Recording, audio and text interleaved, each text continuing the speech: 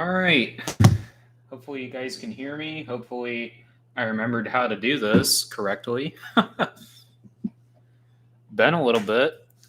Actually, 3 months it shows since a YouTube video and 5 months since a live stream.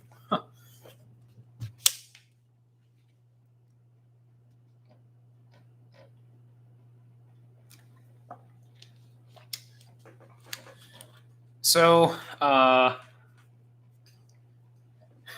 yeah, definitely a long time. Basically, it just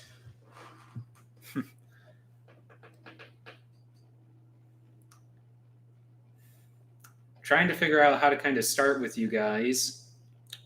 No, I didn't quit. A lot of guys actually were messaging me what the heck happened and stuff, but there's probably not quite 30 videos sitting here on my computer. I just haven't taken the time to edit and put out to you guys. Actually, I just filmed one not yesterday, the day before, and that was actually a demo from Greenmark, which you guys will see. I don't know when. Really just depends on when I get around to editing, but really just crazy busy. I just completely neglected the YouTube and just said, I'm not even going to worry about it. I'll get videos filmed. That way, the content is there. You probably even saw on Instagram, like some of you guys that follow me on there, I just flat out pushed that to the side and said, I'm not even going to worry about that. But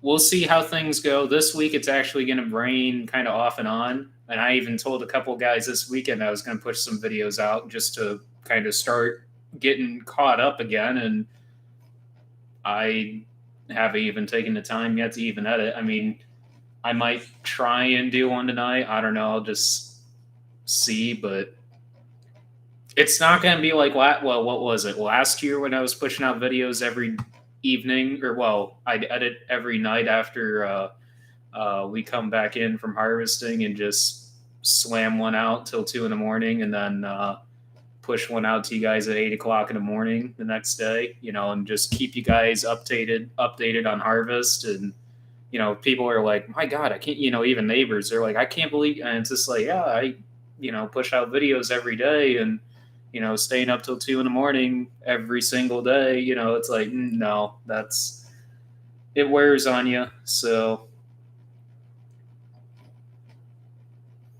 yeah, so the videos are there. There's a really cool, the demo kind of, it's going to be a really good video. There's no drone footage. I didn't get like any B-roll GoPro shots of the demo. I mean, I'll be straight with you guys. It's a combine, but for what size or anything, I mean, I guess that's for you guys to guess and wait and see. But it was kind of like it wasn't really a rush demo, but Dad and I thought at the time when it came out, it was actually going to be a pretty decent thing.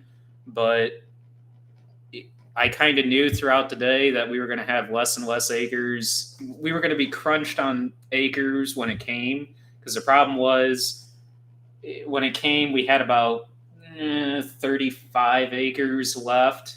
And by the time we kind of got things going, there was about 15 acres left. And by the time I got back from taking the salesman to his truck on the north side of Wanata, it got down to about 7 acres. So not a lot of demo time with it. I mean, it was cool. There's some really good shots, some really good discussion with it. Really good video, but it just kind of got rushed. Then I don't know. Dad decided to go ahead and move our combine to the next farm, and this is all on custom work.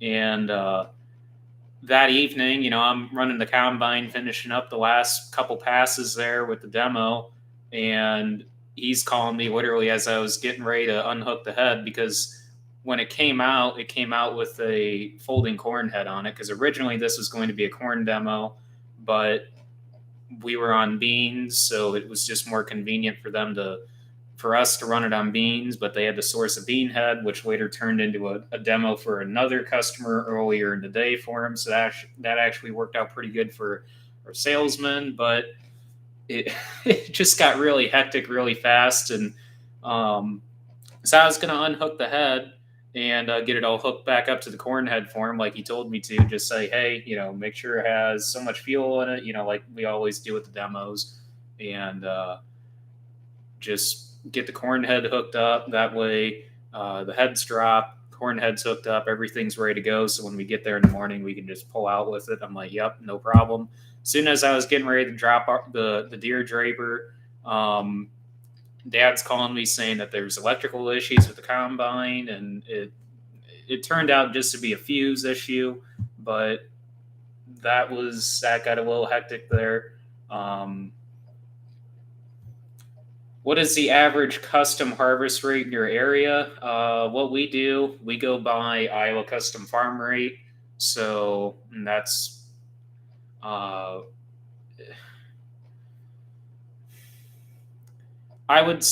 it's kind of hard to tell what average would be in our area. I mean, we haven't really asked around what guys are really charging for. There's a couple of guys that do custom work in the area, but I've never point blank asked them. It's like, hey, what are you guys charging for custom rate?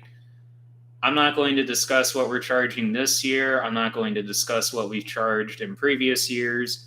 This is actually going to be our last year custom harvesting the ground that we've done the past.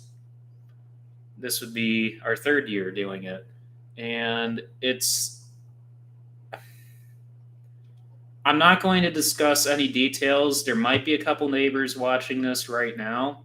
Some of them probably know the whole situation on what happened with that. It's kind of a really crappy situation, but yeah, I don't know. I can't, like I said, I should back up a little bit more. This year has been, like I said in one of my YouTube videos that you guys will eventually see, this year has been the highest of highs and the lowest of lows. Kid you not. 2021 has been all over the place. It's just been one of those years. We did pick up some ground for next year, so that's cool. Looking forward to that. There's some stuff you'll see on YouTube eventually on that of us doing some stuff on that ground to essentially help it. I mean that's just I can only put it about like that, but we'll be modifying it to how we would like to farm it essentially. What else? I'm just going to kind of leave the custom work at that. It's a really crappy situation what happened with that. So no, it did not.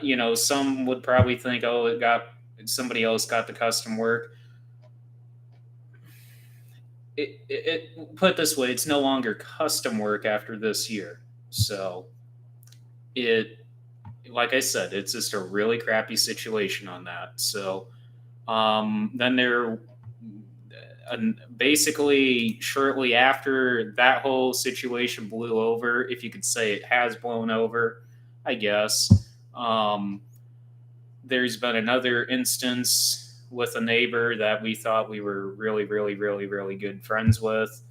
And in other words, we got stabbed in the back there as well. Like I said, this year's been kind of all over the place. We did pick the NCGA plot.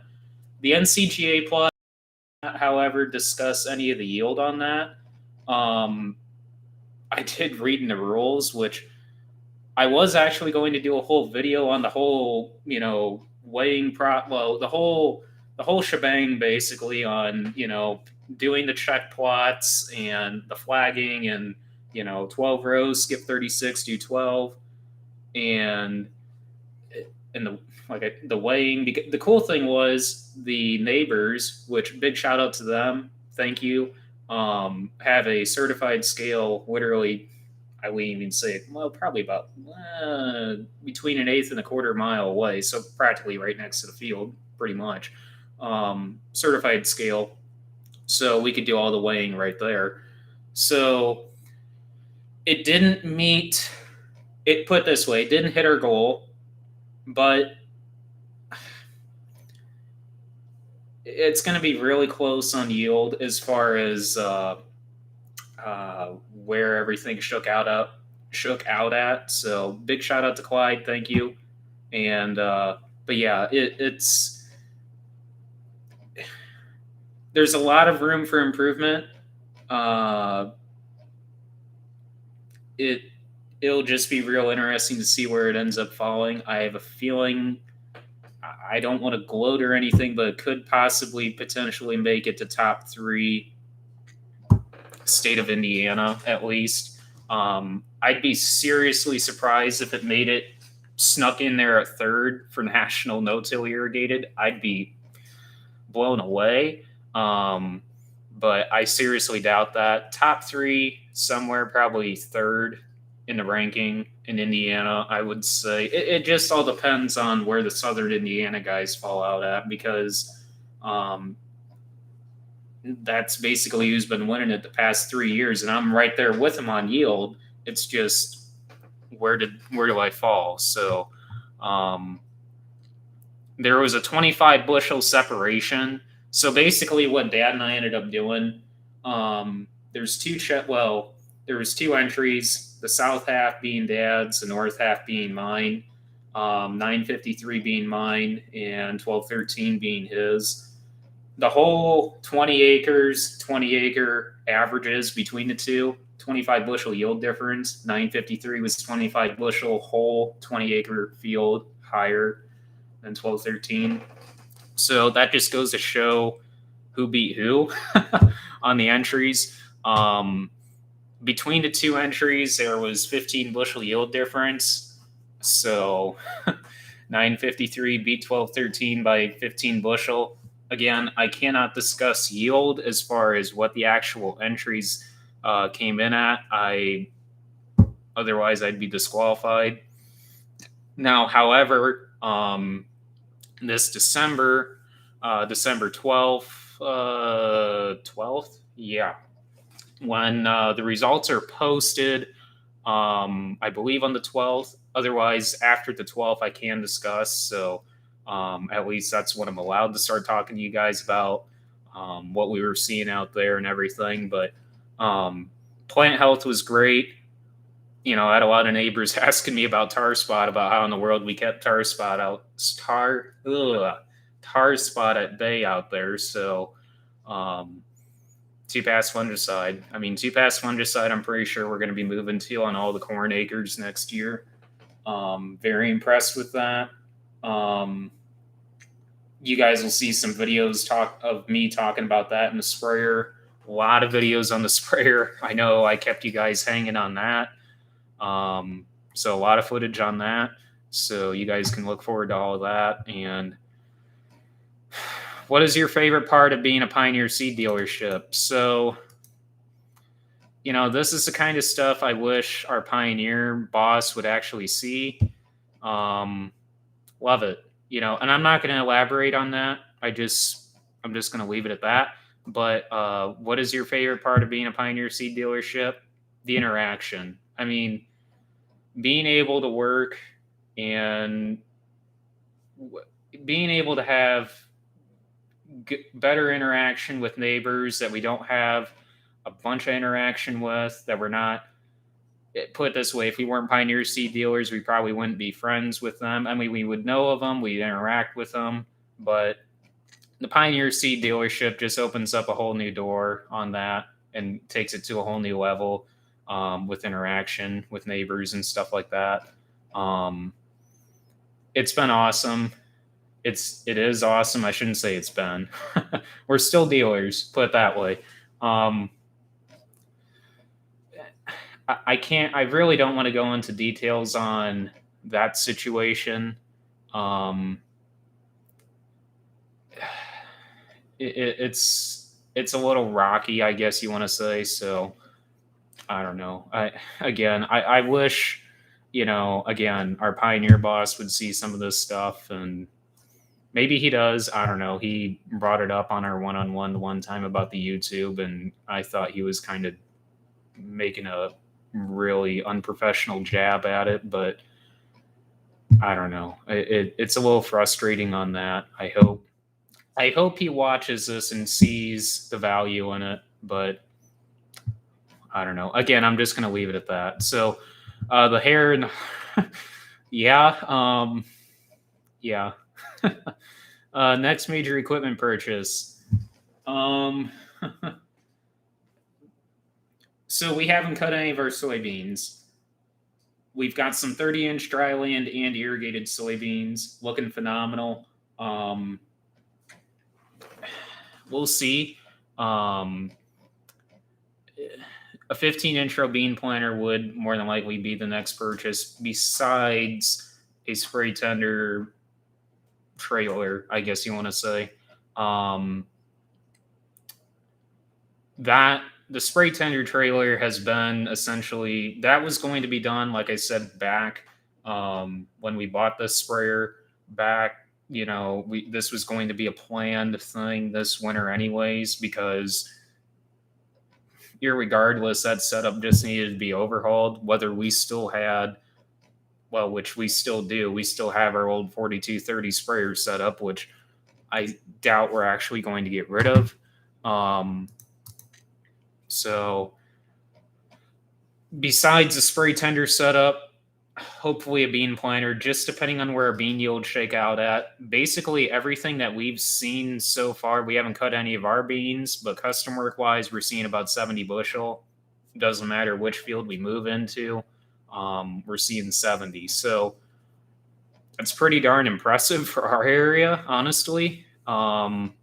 Very, very impressed with that. So hopefully that's a good omen for when we move back on ours with all the foliar and everything that we've done on Logan Ag wise. We'll see some really, really good bean yields, we hope. So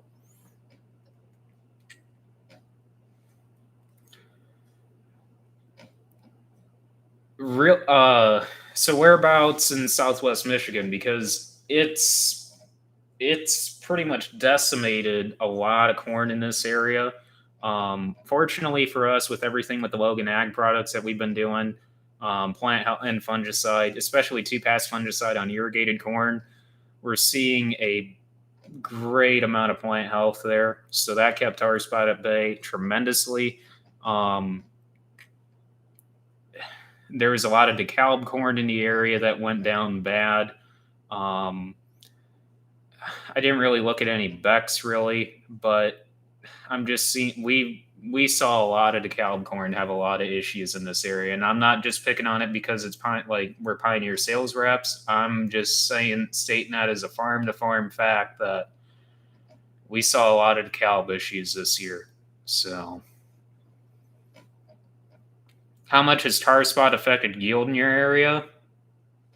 We were talking with our Pioneer agronomist. Now, granted, whatever you guys want to take this for, you guys can take this however you want, but we're estimating from what our Pioneer agronomist has seen in his travels in the area, from what our agronomists have seen that we work with out of Illinois and up in Michigan, 0 to 50 bushel yield loss at minimum. I mean, put it this way,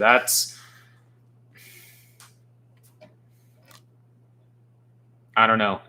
That's what we're kind of starting to see. I mean, there's been some yields that we're hearing and we're like, really? That corn should have been way, way better than that. And you're just saying it's just been all over the board. Corn, what we've heard originally, a couple of guys were saying, bean yields are going to be all over the board. I think bean yields are going to be fairly within reason, except some exceeding expectations.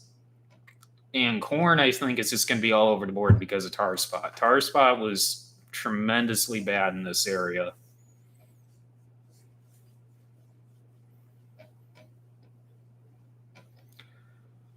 So elaborate on commercial crops, because we grow corn, soybeans, and we're kind of out of wheat. We're still not in wheat this year. We're not, even though, yeah, I know cash price on wheat 742 at least last I looked a couple days ago before the markets closed. So I know there's a lot of guys getting in on wheat again, and a lot of guys planting a lot of wheat this year, because we've sold a boatload of 25R74 this year, which is probably one of our higher volume wheats that we sell. So green beans, sweet corn. So green beans used to be big in this area, and then the green bean guys moved out, and then hard tongues were big in this area with pickles.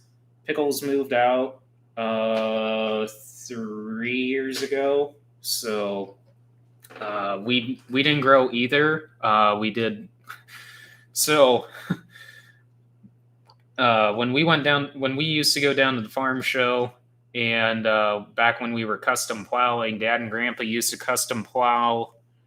Oh, I know it was at least 500 acres a year custom plow. So, when guys rented ground out for green beans or pickles, sometimes in a season they would do 2 crops a year. So basically, there was instances where the company would say you have to plow the ground in rotation between that first and second crop in that same year. So sometime late June, early July, when they're planting that second crop of, say, green beans or pickles, they would go in and plow. A lot of guys didn't know how to plow in this area, and ironically, with us being no-till, Dad and Grandpa knew how to plow and everything, and did a boatload of custom plowing, because before we were no-till, we were straight moldboard plow, all that good jazz, just like everybody else, till the late 80s, and then we decided, screw it, we're going to go full-on no-till. So when we went down to the farm show and guys would ask, about no-till and stuff, we would say, yeah, we farm yada, yada, yada, all no-till, and then custom plow, and then also do 500+ acres of plowing. And they're like, what do you mean by that? Well, it's custom work. Yeah. So now that's been and gone, so we don't do that anymore. And there is still tomatoes in this area. Tomatoes are going to be here forever, I think. I seriously doubt any issues would ever happen with that it would ever move out. Seed corn's pretty big in this area. Remington, Corteva, Bayer, and I would say that's pretty much it for the big 3 companies in this area. So there's some popcorn. There's a couple fields of popcorn in this area. There's a lot of it's mainly grown down Monticello, Francisville area, and personally, I really don't want to dabble in popcorn whatsoever. It's just too finicky of a crop, in my opinion, as far as wind stability and clean out.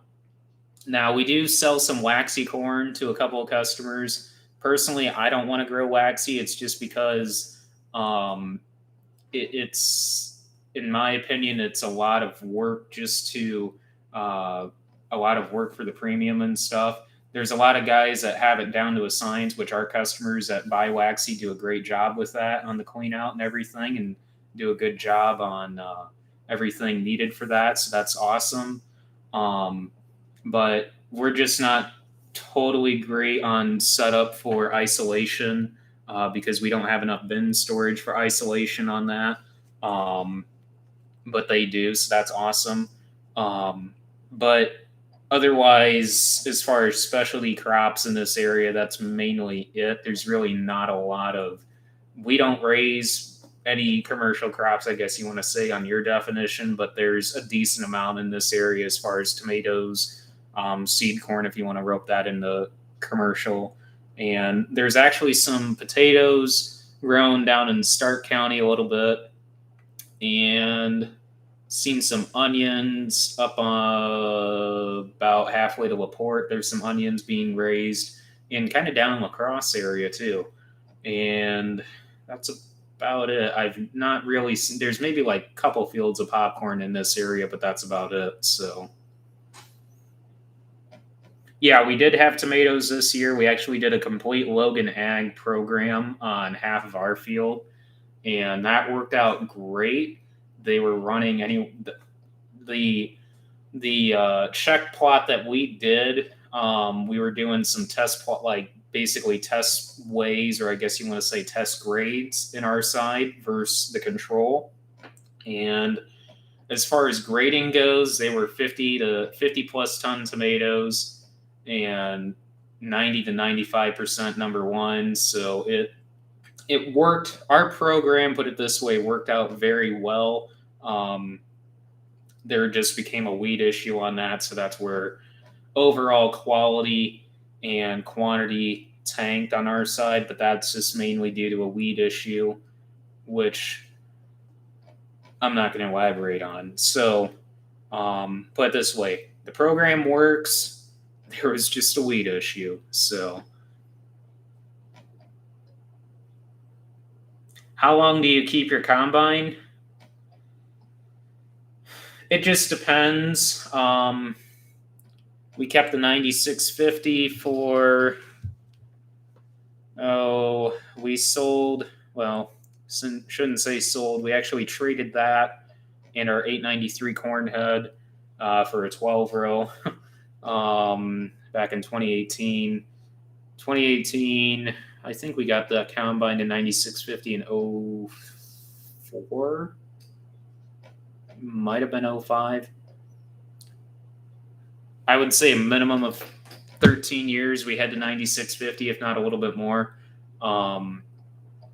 It just depends. I mean, you just got to look at economics at that point. I mean, we look at economics every year on stuff and say, okay, is it cost effective to keep having this in the to continue to have this piece of equipment in the operation? And, you know, is it worth continuing to put money into it? You know, at what point does, you know, that lines, you know, cross and say, you know, this is not cost effective anymore to keep dumping money into a piece of equipment. So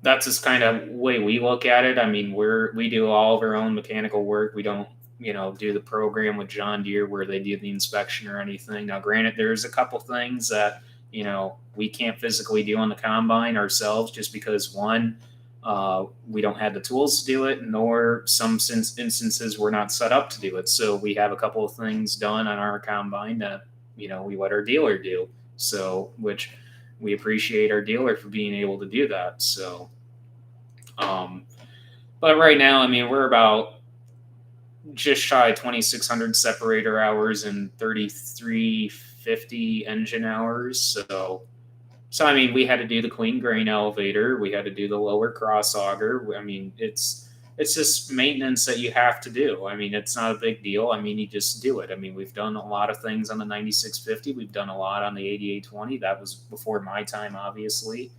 We ran a 6600 for over 5,000 hours. I mean,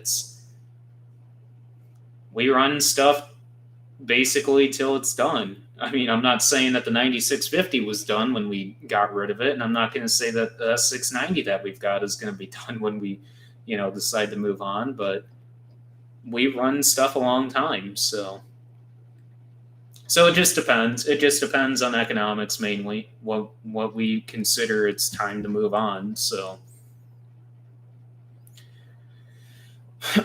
do you ever use chicken manure on your fields, or any dairy farmers spread any?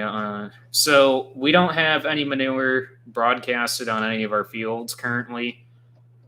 We're going to look into some chicken manure possibly on a couple of fields just to play around with that. We know there's a source that we can talk to and hopefully source some. But that just kind of all depends on logistics and what they have available. We've been talking with a neighbor off and on about it a little bit, and they've had some pretty good success with chicken manures. So wouldn't mind doing some I guess, some strips in a field, some blocks, I guess you want to say, and just see um, some hard yield data there, and just also just see the nutrient content that you're actually going to be getting from this versus what we currently spread and this and that, and also what it the cost, I guess you want to say, the economics there too. So um, and plus it's something that we probably can't really rely on because there's a lot of other guys looking for it as well from the same source. So it's going to be kind of hard for us to rely on chicken manure, but it would be nice on some spots in the field to uh, broadcast some manure out there, because we know there's certain spots out there very, very low in organic matter that where organic matter is basically non-existent, and where a pivot wouldn't run, you'd basically raise nothing, versus where a pivot runs now, you're talking 100 bushel corn. So, and that's just what water makes a difference on that ground. But anywhere around those spots out in the field, you're raising 200 plus. So you're like, well, that sucks. But then again, you got to look at it and say, if a pivot wasn't there, he'd be raising nothing there. So would manure help over time? Yes, manure would help over time. But again, it's just sourcing and availability. So we're going to look into that after this fall in some spots, just to play around with it and see the benefits and weigh the pros and cons and stuff like that with it. So, is trucking an issue in your area? As far as trucking, availability on drivers is pretty good this year. As far as for tomato guys,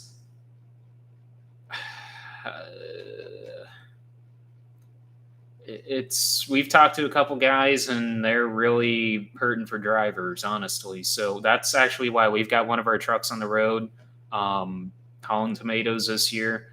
Kind of wish it wasn't right now, because I could use my driver back for when we're on custom work, especially, so I don't have to hop out of the grain cart and truck, and then the combine's having to stop constantly to dump.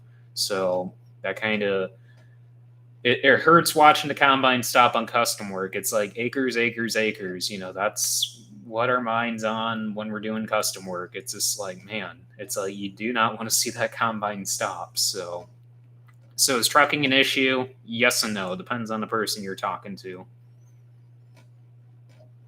So harvest, we're about 7% done on corn, and I would say we're about 48% done on beans.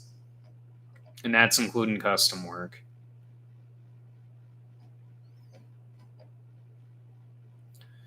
So 690 and the X9. The X9 is basically equivalent to about 3 680s or probably 2.5 690s. So yeah, there's quite a bit of a difference there. I really doubt there's going to be an X9 in this area as far as actually being sold to somebody.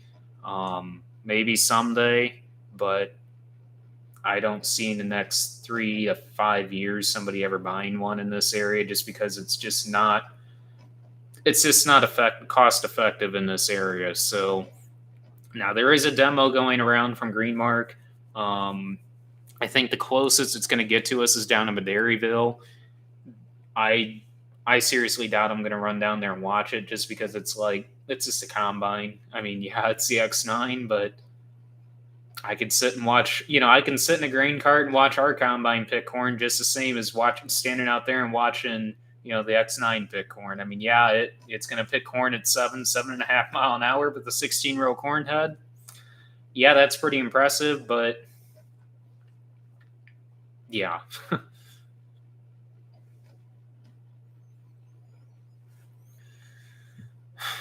Oh man.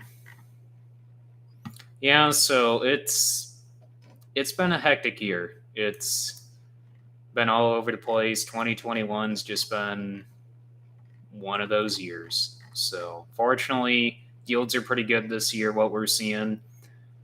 We've only picked a couple fields of our corn. We haven't run any of our beans yet. We've just been on custom work this past week, really. Knocked out 400 acres in 3 days. So another 43 yesterday. So for it'd be, what are we up to on custom work? 390. We're about 437 on beans total. So smoking through them, walking right through them with that 690. A lot of guys are complaining this year about green stem beans, which we're seeing a lot of this year. And we're seeing it's kind of hard to, I'm not wanting to brag or anything, but with the 690, you can't really, the power draw or the power usage on running on green stem beans is actually really hard for us to gauge with the 690, just because it has that much horsepower, 543, that it's kind of hard to judge the horsepower draw or how hard you're really working the machine really with those green stem beans. Now, we talked to some neighbors that one that actually has a 9570, and he's complaining something fierce. And it's also a neighbor that has a 9670 that's complaining pretty hard about the green stem beans, and both have auger heads as well. So that kind of throws a wrench into the equation there as well. So, yeah. Now, green stem beans, I mean, I think that's part of the reason where we're seeing the yield come from this year, is just because a lot of beans have leaves on them, green stems, and they're testing 9 to 11%. They just flat out matured. So healthy beans and great yields. So disease pressure is low this year. I went and picked up some wheat from a neighboring rep, and he had a fungicide. Well, he had their bean plot, and he sprayed the entire bean plot with fungicide on one half of it, basically just to show varieties all sprayed with fungicide and all the varieties sprayed with no fungicide. And he said absolutely no yield difference on fungicide, and he was kind of a little baffled about that. And I said, well, one of the biggest things is what we're seeing is pairing micronutrients with fungicide applications just to kind of enhance the fungicide application. So this year it'll be real interesting to see, because I've got most of our acres sprayed with 2-pass fungicide, Approach and Approach Prima. Next year, after seeing some frog eye kind of escape on the Approach, which later looking, Approach isn't labeled for frog eye. Prima is. Prima was sprayed a little bit later than what I wanted to. It was an early R5, late R4, and not saying I didn't want it. Like, when I got out there, you're starting to see frog eye show up, and you're like, man, I got Approach out here. Well, Approach, it's labeled for pretty much everything on soybeans except frog eyes. So next year, what I'm going to go to is Miravis Neo from, I think it's Syngenta, I believe. And I've heard a lot of guys, especially a couple guys I talked to up quite a bit up in Michigan, talk about Miravis Neo. Some actually do 3-pass fungicide on corn and beans, and they're doing some fungicide applications through the pivot, and they're having great success with Miravis Neo. So I don't want to just axe the Approach Prima, because Approach Prima has done a fabulous job for us. It's just the Approach I'm just going to get rid of. I really don't see the need for it after seeing the control it's got. I mean, obviously, it's labeled pretty good, but there's certain things on there that you wish was on there that controls. So, and plus, Miravis Neo is just bringing a couple different sites of action out there. So it's going to help change that up a little bit better. So combat disease resistance there. So, but again, disease pressure in soybeans was really low this year. It's just going to be real interesting because most of our acres, again, have gotten sprayed with 2-pass fungicide. And there's, I would say, 25 to 30 acres check strip that I have that's just got 1 pass, and then about 15 acres, I want to say, with no pass. So basically everything's gotten sprayed with fungicide on the beans side, just about, except about 15 to 20 acres. So it'll be interesting to see that breakdown of what does the best, because essentially after I just wanted to see this year, because it's like, okay, if we're going to do fungicide on beans, let's just go all in, no 1 and 2, see which one does the best. And after this year, just move into whatever does the best, which hopefully we're seeing a 2-pass fungicide shine. So,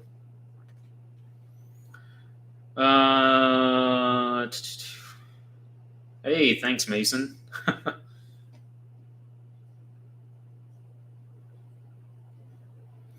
Have you done any drone jobs recently, and do you see any drone? So, I didn't do a video on this just because it was just kind of a short notice type situation, and uh, a guy from Missouri stopped by from Agri-Spray Drones. So you guys can go check him out if you're interested. But he dropped by with a $30,000 drone setup for spraying, and in my opinion, it is the most not cost effective situation with a drone ever, in my opinion, because when you take off and fly, you can only do about, I think it was only about 2.5 acres that you could spray. 2 to 4 acres, I believe. I might be, I know it wasn't over 4. But the problem is when you land, you're at 56%, roughly 50 to 55% on battery. You have to change your battery every time, because otherwise you drain your battery practically down to nothing, which you can't. So you're going to have a boatload of batteries and a boatload of drone time, literally, to cover, say, 80 acres, or I don't know, say you're doing fungicide spraying with the drone. That's a lot of acres you're going to have to cover, one, just to pay for the drone, and also think of the amount of time that you're going to have in the drone. It's just, to me, it's not very cost effective whatsoever. I mean, it's a neat design. If you got $30,000 just laying around and say, poof, I want a drone, $30,000, I could think of a lot of better things to buy with $30,000. It's like, my God. So, and he was bound and determined to try and sell me this drone, and I'm like, dude, 30 grand in a setup that's, you're trying. Yeah, I'm like, he was trying to weigh it compared to our R4045 that we bought this year. He's like, yeah, you're probably trying to figure out how a drone like this is going to be more cost effective than your 120-foot boom sprayer. I'm like, dude, there's no comparison. I'm like, the acres I can cover with that versus this. I'm like, you're trying to put these two up against each other? I'm like, are you kidding me? He's like, well, there's certain. I'm like, dude, I'm like, if I got a spot that I got to go around, like not even a half acre that I got to go around because, oh geez, it's wet. I'm like, I'm pretty sure with a 120-foot boom, I could hang my boom over enough and drive around that thing and cover it. I'm like, I'm not going to buy a 30 grand sprayer to go out and do, oh gee, I missed that little half acre spot over there. It's like, are you kidding me? Did your beans get hit with aphids this year, like up in Michigan? Aphids have been non-existent this year, and I'm fortunate enough to say that right now, because if I would be saying that back in late July, probably next week, we probably would have got hit with aphids, something fierce. So I'll say it right now: we were absolutely clean with aphids. Didn't hardly see a thing. Now, didn't hear anything from our customers or anything, but like I said, on all of our beans, aphids were absolutely spotless. So, do you still have the same drone that you showed off when we were in high school? So the first one is no longer with us, but I think you knew that, and I think you saw that. You might have seen my first one, Mason. The second one I still got. I don't think I showed the Mavic. I don't think I had at school at all. I don't think. But I got a second one and actually a third one as well, which I think both of those I bought after high school. And I don't know. Yeah, I don't have the second one actually with me anymore. The Phantom 4 I still have, but I mean like the Mavic 2 that I bought. So my second drone, uh, I guess third really, but I don't have that anymore. That's up in a tree up in uh, Lake Village. So, or no, not Lake Village. I can't think of the town. It's up there in Village something. I can't think of the name, but it's up there just south of South Bend. So R4045 with I thought that was absolutely hilarious when he was trying to compare that drone to our sprayer. Well, you know what? There's instances where you can't get out there with your sprayer. I'm like, I wait. Well, that's costing you money. Well, I'm pretty sure, with the acres I can cover with that sprayer versus the drone, when it does get fit, say wind or too wet or anything, I can get those acres covered with no problem. So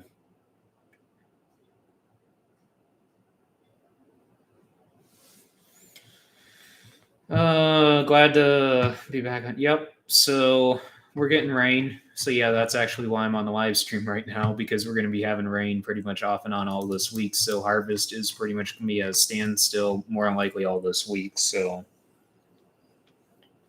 that's half the reason why I'm on here. The other half is, just because I need to get back on here and talk to you guys. So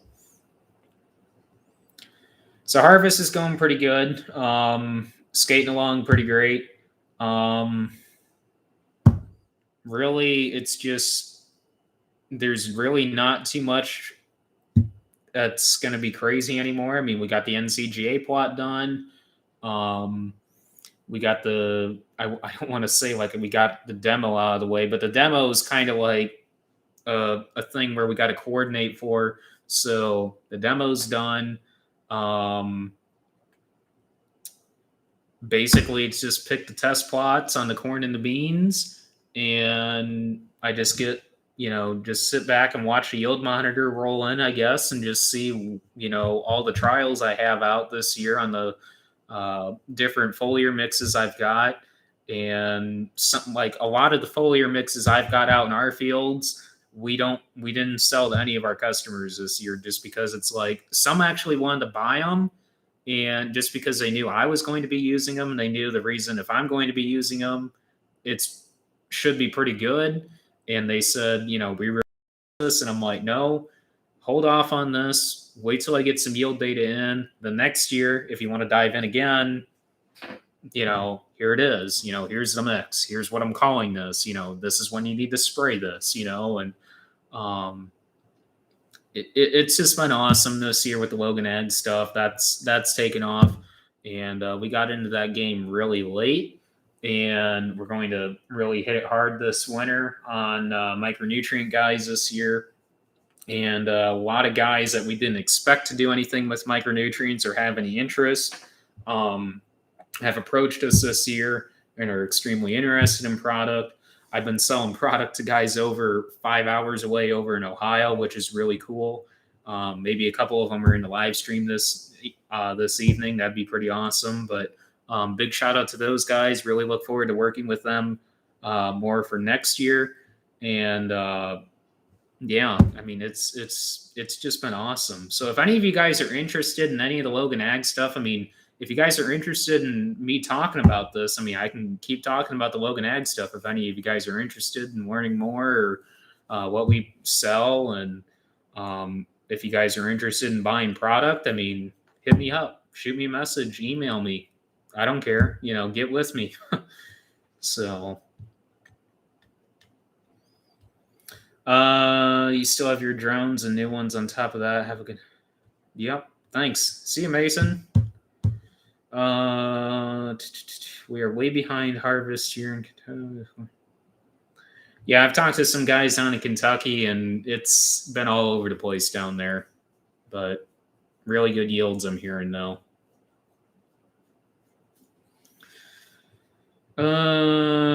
Drone jobs recently, as far as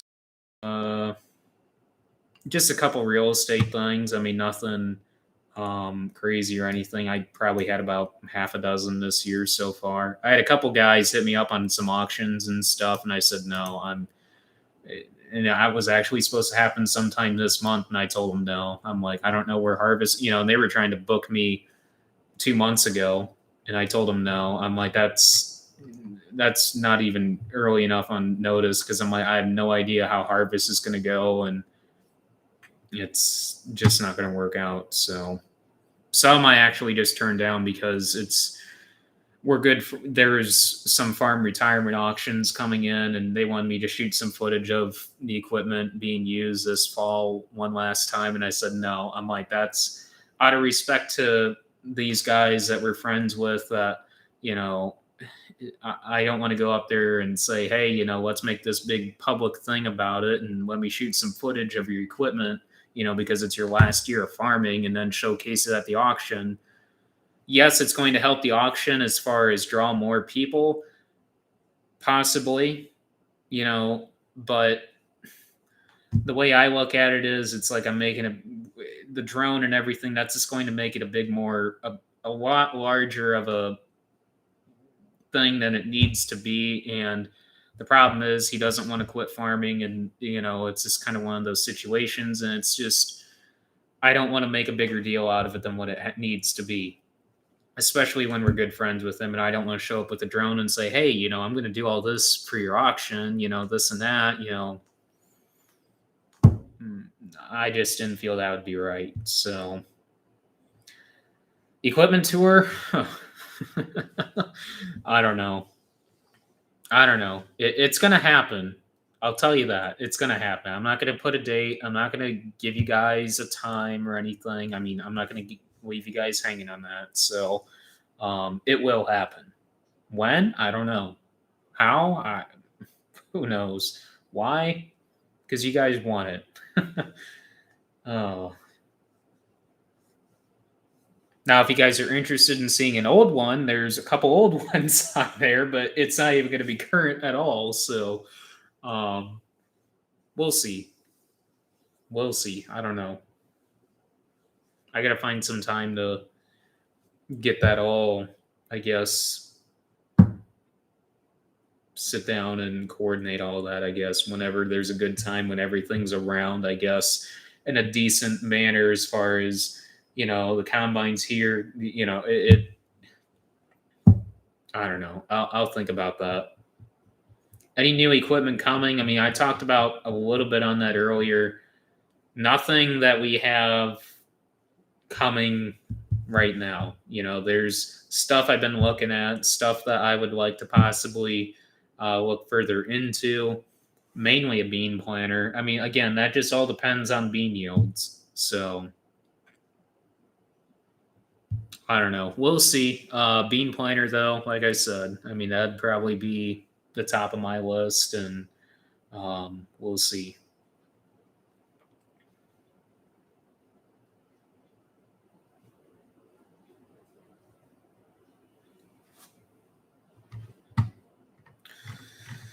But yeah, if you guys are interested in hearing more on the Logan stuff, like foliar mixes or what we've been spraying, biologicals, this and that, sugar, what we do with sugar, interested in product, we ship, hit me up.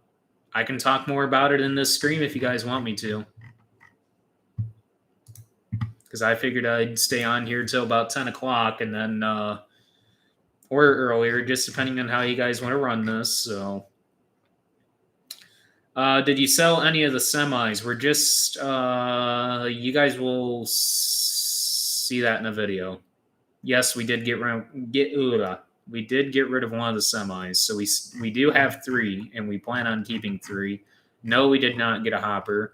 So we still have 2 hoppers. So might be something we'll look into next year as well.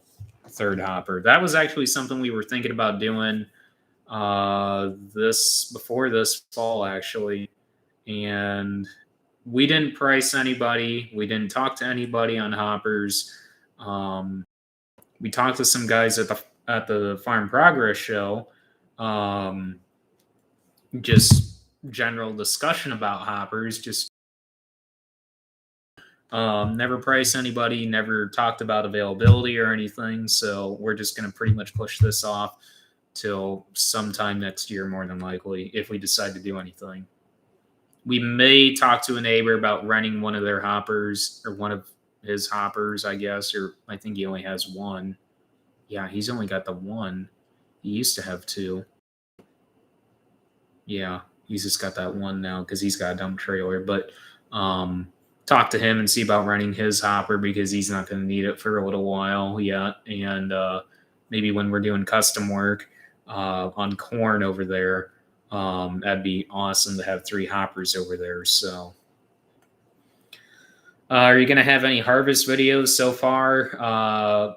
There's 3 or 4 waiting to be filmed and counting. So there's going to be quite a bit of harvest videos on too. So planting videos need to be finished up and pushed out to you guys. Spraying videos, side dressing videos, irrigation, fertigation, NCGA, all of that. I mean, there's, like I said, probably close to 30 videos sitting on my computer waiting to be edited. The FD140, it's doing good. No complaints. Love it. Not totally new, but new to us. It's a 2018. It had 1,200 acres on it when we got it. So it came from a farm over by I-65. They took very well care of it. And it was at Castonia's over in Demont. So love it. Great. Just knocking out the acres, and now we want to go to a 45. We did talk to Kinsey. We talked to Elmer's. I didn't really look at Brent, but I wouldn't mind just kind of looking over Brent a little bit more on grain carts. That's kind of a kick the can down the road thing with the grain cart, because more than likely next year we're going to change augers in it. Maybe, just depending on how our augers look after this year. I don't know. Would be nice, but it's just one of those things that just keeps getting kicked down the road a little bit. The 8530, I'm hoping, has all the bugs worked out of it from last year during harvest. Man, the IVT on that thing last year was just not wanting to have it. And it just threw us fits last year. I mean, I love IVT, but last year with that 5 sensor block going out, that was frustrating. Then the fuel injector code, that was a little weird. And that was about it, I think, with the 8530. Otherwise, nothing else. I mean, that's really all we faced last year, and nothing at all this year. Nothing. I mean, the combine still has a electrical issue, I guess you want to say, but it's kind of minor. It has its good days and it has its bad days. We've got it isolated down to F38 fuse. So it's a 30 amp fuse on the fuse panel there. And it's for the auxiliary power strip. And we're not entirely sure what the deal is because, again, it has its good days and it has its bad days. Everything that we have plugged in there, radio, our header control for the for the McDon, and I actually don't have the cameras plugged in anymore because we haven't been using those cameras whatsoever on the combine. Which, by the way, don't buy Ag Cam. Just spend the money on Cab Cam. Cab Cam by far is, in my opinion, way better than Ag Cam or EnduraCam or whatever it's called. Don't waste your money on that. Buy Cab Cam. Cab Cam's just so much simpler to work with. So, could you make a video of the John Deere sign in the office and the story behind it if you have some time later this year? Oh, I know you're not talking about this one back there. You're talking about that big guy over there. Yeah, we can do a live stream discussion on that. That'd be cool.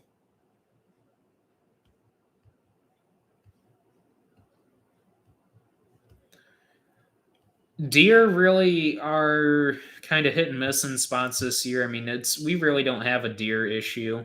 Um, Turkeys are more the issue in this area as far as crop issues, and that's kind of isolated pockets as far as where turkeys are really bad. Turkeys were actually the DNR actually introduced turkeys because the turkey population was getting severely low in this area, so they introduced more turkeys, and now the turkey population is insane in this area. So deer population isn't far off, but turkeys are just terrible.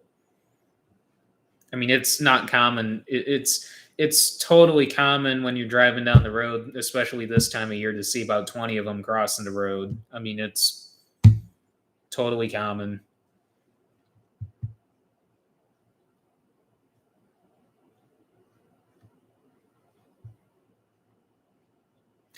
Did you go to a farm show September? Oh, Farm Progress. Yeah, we went to Farm Progress Wednesday and Thursday. Didn't watch any of the field demos. I actually met a couple of you guys down there. I don't know if any of them are in this stream, but met a couple of you guys down there, so that was neat. Custom work bean yields have been pretty good. We haven't cut any of our beans, so we don't know, but we're hoping that what we're seeing over there, we'll see over here. So, and hopefully higher as well, because with all the foliars and everything that we've done on them this year. So, yep.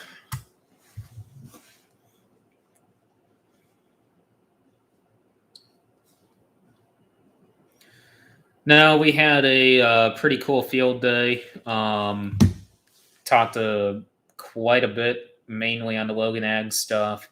Actually, I've made up some program sheets of actually what we've done this year, especially on the NCGA field, because a lot of guys were curious on how we broke out on economics there, as far as is it justifiable to do what you've done this year on that field, and we did make money on that field. I mean, for what we had in it, we made money on it, and it was pretty good money on it. So we'll be doing that similar. We'll be doing a very similar program of what we did on that field across mainly all of our irrigated corn acres next year. So.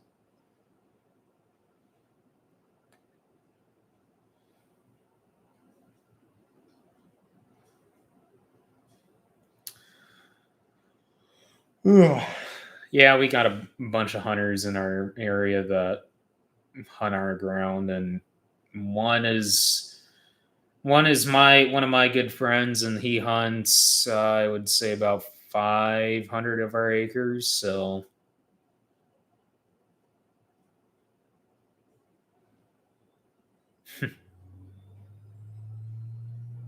our video is going to come back. I haven't. They will. I haven't decided when I'm going to edit the next one for, like, basically to push out to you guys. Really, I mean, it'll be sometime this week. I can guarantee you that. Before this Friday, there will hopefully be at least 2 videos out for you guys. So.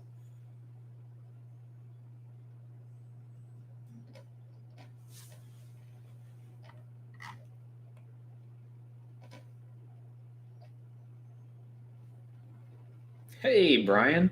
Yeah, so the NCGA field. So I can't really discuss that as far as how the yield did. Well, I can't get into specifics on it just because I guess NCGA won't let me talk about it, because I guess if I do, I'll get disqualified on the yield. But it did good. It didn't meet our expectations. It fell short, and mainly what we're blaming on that would be no till. No till hurt us, which it hurt us last year, but it was actually last year we said it was one of the worst years in no till in, and this year was actually worse than last year. So cold, wet soils. That's just what hurt us this year. There were some 12 rows around out there. I have that here. Crazy, crazy good kernel depth. Crazy. I mean, that was 12, or this is 953 Pioneer. Crazy good kernel depth. I mean, our agronomist was using 65 as a factor on that. And test weight, I mean, it was about 62 pounds. So, but yeah, I mean, we had ears out there that looked like this, and we had ears out there that looked just like this on kernel depth, and they were 20 around. And so, I mean, we had ears anywhere from 12 to 20 around out there, all over the place, inconsistent rows around. That's what hurt us this year, just due to the cold, wet start that we had. Next year, alleviate. I mean, we need to have alleviate in the in-furrow. I mean, we have alleviate in the in-furrow about 66.6% of it. But next year, we got to put 2 more ounces in the in-furrow, and we need to add alleviate in our 2x2. So, and probably up our quadrant band, which all these products are Logan Ag products I'm talking about. So, otherwise, we know what we did wrong, essentially. I mean, it was just, we waited. I mean, honestly, we waited until conditions were actually fit for planting that field, but we still got hurt early on. So, a lot of neighbors were talking about how great that field looked all year long, which they thought it was going to do what we were hoping it would do. And yeah, so otherwise, I can't really talk on yield as far as the actual specific yield, what the entries actually did. But the 20 acres versus 20 acres, those two halves in that 25 bushel yield difference between the two varieties. And between the two entries where we pulled them, there's 15 bushel yield difference. So, yeah, I actually watched about half of that video on the 340 bushel corn. That was really impressive. Yeah. Put it this way, the monitor, when we were running in that field, the monitor was hitting 372. But where we ended up pulling these entries, it didn't meet our expectations where we were going, but that's fine.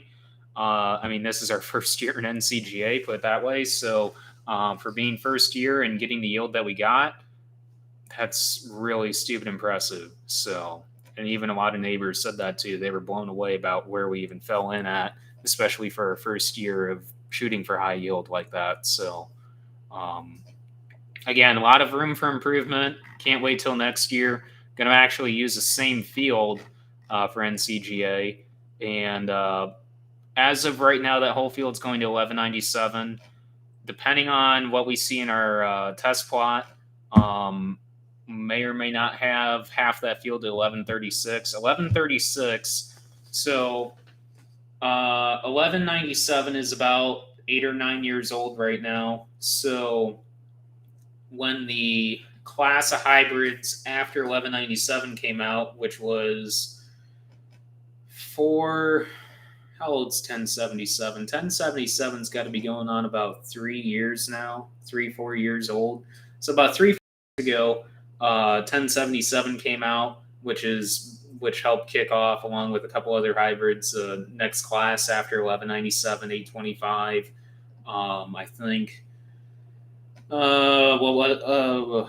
What else was in that class? 977. 977 is not.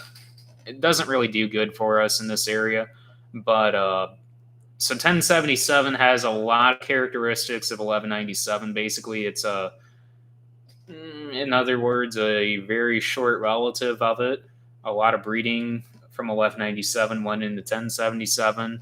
And what we're hearing with 1136 shares a boatload of characteristics with 1197 just through 1077 breeding. So the cool thing is, in the plot, we've got 1136 and 1197 side by side, just so happened when we planted our Pioneer test plot. And you can't even tell the two apart. So it's pretty darn impressive. So it'll be interesting to see, because 1077 is actually 2 hybrids over in that plot. So it'll be interesting to see where all 3 fall. But next year, more than likely, split that field again, the NCGA, 1136 on one side and then 1197 on the other. But as of right now, that whole field's going to be 1197 next year. So really disappointed in 1213. 1213, we will not be planting anymore. We planted it last year over in Stark County, and that was just because we got some extra trial seed, and we were able to do 40 acres of it over there. Kind of disappointed in it. We were really disappointed in it last year, but thought, our pioneer agronomist said, hey, put it into your NCGA. If you're going to be putting that much water, that much boron, you should be all right. And we're like, well, we're going to be doing all this other stuff besides boron. But he's like, well, still, you should be able to keep the nose on it. And it still nose back. And we were only looking about 2/3 of the year and 1/3 of the year nose back. So really disappointed in that hybrid. If you could fill the nose, the yield would have been there. But again, like I said, there was a 25 bushel yield difference there. And when you're picking an NCGA plot and you're only seeing about 200 to 230 on the monitor, I'm not saying that's bad, but for an NCGA plot, when you're shooting for around 3 to 350 and you're only seeing 200 to 230, when there's especially 400 pounds of nitrogen out there, and Lord only knows how many other pounds of trace elements out there as well. Put it this way, everything that we had out there was set up for 300 to 350 bushel corn. And when you're seeing 1213 essentially let you down out there, it's kind of like, that hybrid's just a flat out dog. Kick it to the curb, get rid of it. Should have had 1197 out there, and 1197 would have done phenomenal out there. We just know it. So it's just one of those things. So 1359, I think we've got 13. Do we have 1359 in a plot? I think we've got 1359 in a plot. I've heard a lot of great things about 1359. Especially from some guys down in central southern Indiana that are absolutely loving it. And I think we've got it in the plot. I'll have to, I think I got the plot on my phone, at least the plot layout. It was either 1359 or 1360. Because there was two choices when it came down to it, which corn we could do last, just to basically round the plot out, just to make it easier pass per pass with the planter. And I think it was 1380 or 1366. Just type in Brian plot. All right. Plots for 2021. What are we looking at here? 13. Yeah, it was either 1380 or 1359, and I did 1359 because I didn't really see any need for 1380 because we weren't seeing a heck of a lot of good yield data coming back on 1380. So I wanted to see 1359 in the plot, because that was actually supposed to be replacing 1366 in this area, and hearing a lot of great yield data out of 1359. So it'll be interesting to see how that goes in the plot. I don't know. Anything over like 113 day is kind of really getting into our area where we're not going to be planting any of that just because of maturity cutoff range. We plant anywhere from 105. We dabble in some 103. But we like to try and capture our full GDUs in our area. So we plant a lot of 109 to 112 day. So most of our customers, hardly any of them go over 109. And I think it's just because they're a little concerned about dry down on, like, say, 111 plus day corn, which is understandable. But we don't see an issue with that. But that's up to them. That's their call. That's fine. We've got a great lineup of 100 to 109 days, so that's great. But it would be nice to sell a bit more 1197 or some of the newer hybrids such as 1136 or 1185. 1185, I'm hearing some pretty good things about. But 1185, Again, between the two, 1185 and 1136, I'd rather have 1136 out there. So, yeah, that'd be really interesting to see how that turns out, Brian. You'll have to let me know on what you see with 1359, because a lot of guys I'm hearing from Southern Indiana are just falling in love with 1359. So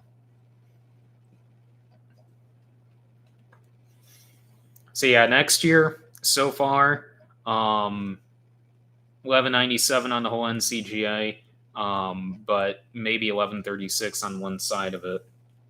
So now the field that we have the plot in, there's 130. Well, there's technically 143 acres, but we're pulling some acres out to put in alfalfa for a dry corner, or to exclude a dry corner out of that field. But that whole field's planted to 1077. Now 1077 had an absolute terrible start this year. Now, granted, a lot of our corn had a little bit of a shaky start there with the cold, wet soils that we faced with no-till.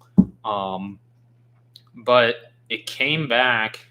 I don't know how it just came back, but you go out there and do yield checks, and it's just, I mean, I'm telling you, the 1197 in that is showing this year, and it's absolutely impressive. So,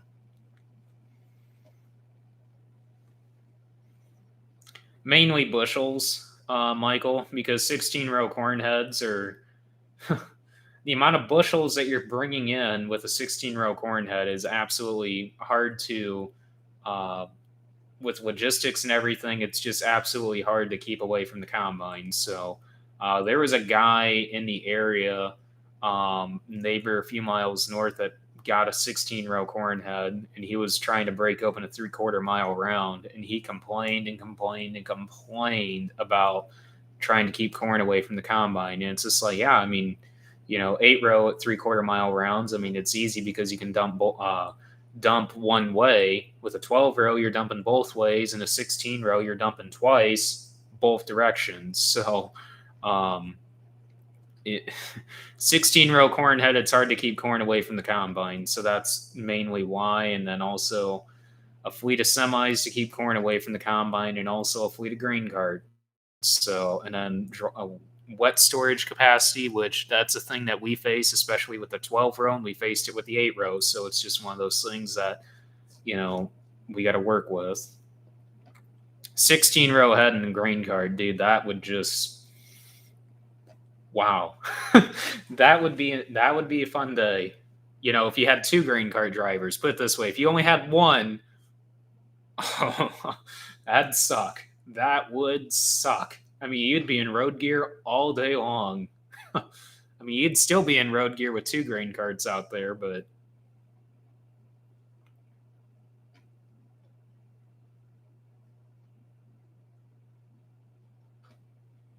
so far between yesterday and today, now I haven't checked it since it was about 2 o'clock. Yesterday we had an inch overnight, and today we've had an inch and a half since 2 o'clock. Well, since I checked it at 2 o'clock. So probably sitting around 2.7, I would say right now. 2.8, maybe a little bit more, because it did pour there a little bit. So yeah, we're a little soggy.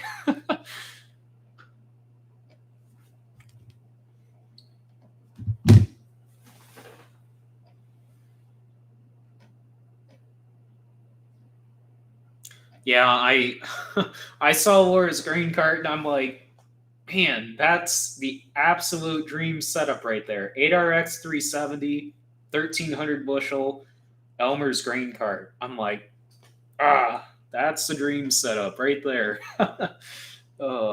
Crazy expensive setup, but that's a dream setup. It's like, well, I can't really say what Dad said about, if you won the lottery at 600 plus million, what you would do. And I can't repeat what he said, because if some neighbors are on here, I'd probably get in pretty crazy trouble with saying what he said. But yeah, that'd probably be up there if 600 million just happened to poof. Yeah. No, that's if we are ever to update grain carts, Elmer's is up there on the list. We talked to him at Farm Progress, pretty impressed with it. I followed them quite a long time on online about when they were coming out with newer style grain carts, and I'm like, that's a really nice cart setup. Kinsey, we've had Kinsey. Kinsey's been our grain cart ever since we first bought this one. This has been our first grain cart, or 840 that we've had, and love it. Absolutely love it. A lot of neighbors with the Kilbros in the area, basically same vintage as ours, like the Kilbros. 1200. I think a couple guys have 13s and 1400s in the area. They're constantly replacing augers, and we don't have an issue with the augers on ours. I mean, the hard surfacing and everything on the Kinseys, I mean, it's phenomenal. But a couple like brands in the area, they're complaining something fierce about augers, putting augers in them constantly, and we've never put an auger in our Kinsey yet. So, but that's coming up. That's going to happen next year, more than likely. So I actually did talk to Kinsey shortly before the Farm Progress show. There was actually potential of doing a, I guess, partnership or demo with them on the new Harvest Commander, and that did not work out. But they did do a demo with Iowan Farmer, just because he was close enough to their facility in Iowa that they gave him, I think, was it a 1321? Might have been a 1321 on tracks, I want to say, that he got to play with. And next year, more than likely, they were going to hook me up with a demo on one, a Harvest Commander one. They obviously they have no idea on size or anything because they're so backlogged in inventory right now. It's not even funny, just like everybody else. So 1421. I knew it was up there, but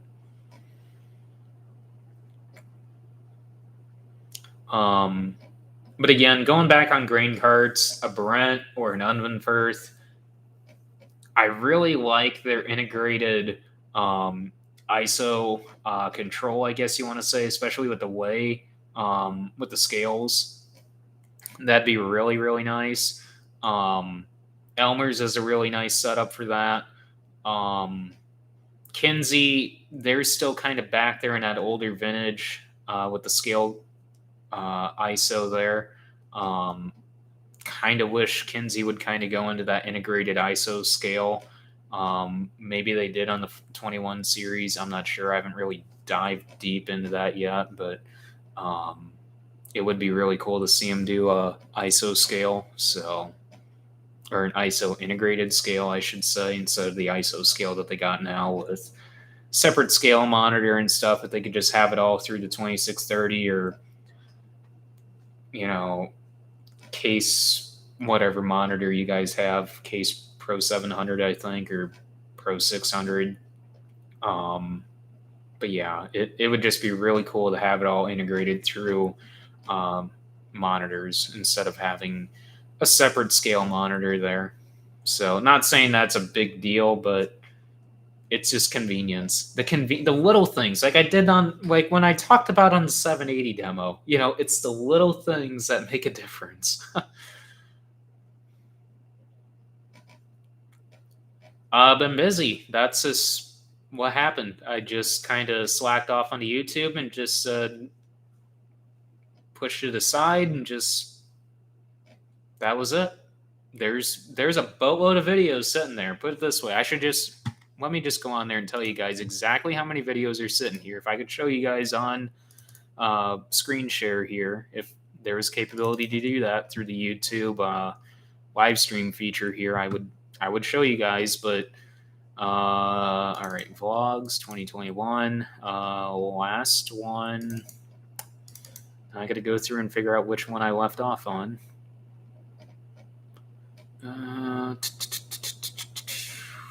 236, I want to say. 230.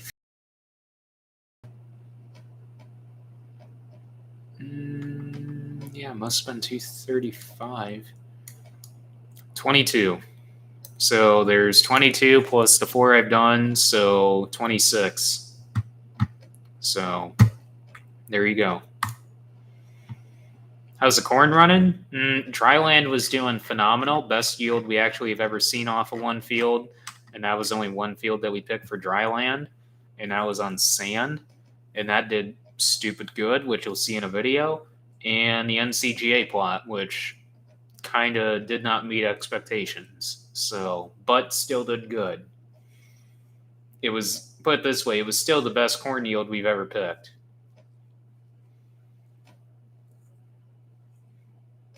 I'm surprised you haven't seen any at Washington Courthouse because Ag Pro over in Ohio has a boatload of X9 sitting over there. I think there's like 5 of them. So I'm honestly surprised Washington Courthouse hasn't seen an X9 over there. I could have swore they had one sitting over there. Now, Washington Courthouse, when we went over there to pick up the that skid steer that I bought back last August, not this year, but last year, Washington Courthouse seems like a really nice dealer over there, where Ag Pro's at over there. So that's a pretty nice dealer over there. I was really impressed. Ag Pro in general seems like a pretty good dealer from what I've seen online. It seems like. Yeah, Lancaster has an X9, it looks like. On their Instagram, it seems like there's a boatload of X9s that they have over in that area. And from what I've talked to with guys over in Ohio, there's a lot of X9s over in that area. But I hear there's a lot of Klaus dominated combines in that area. So I think that's just why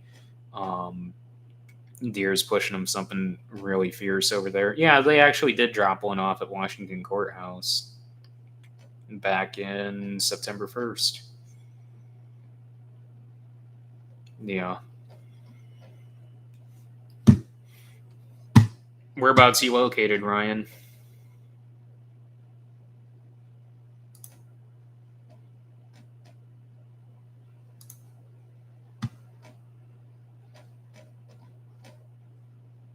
Because I hear corn yields in Illinois are kind of all over the board, from what we're hearing from our agronomists. So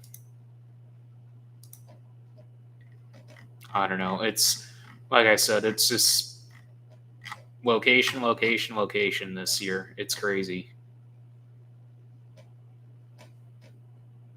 Okay, why was... Okay, I don't know why Ryan... I didn't even do any of that on Ryan, so I have no idea why I did that to your comment. I don't know what the heck happened there, but... Central Minnesota, it's been a dry year. Wow. Yeah, I talked to actually the... at Farm Progress, I stopped at the fast booth, and ironically, the guy that came up to me and was talking to me about our fast applicator that I bought 2 years ago, follows me on YouTube and was ironically the president of Fast. And I'm like, oh, okay, that explains a lot. So, and he told me on their family farm that they had, and this was to date at the Farm Progress show on what day was that? Wednesday or Thursday? It doesn't really matter, but I mean Wednesday or Thursday at the Farm Progress show, he was telling me they had to date 2 inches of rain since planting, and that was around May, early May. 2 inches for the whole year, from early May till early September. That's insane. Absolutely insane.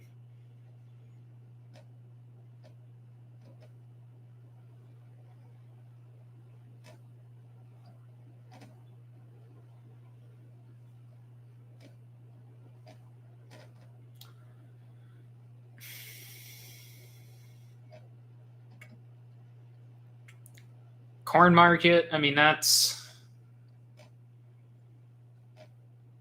don't know. Yields are all over the board this year. And the problem is you're looking at eastern Iowa again.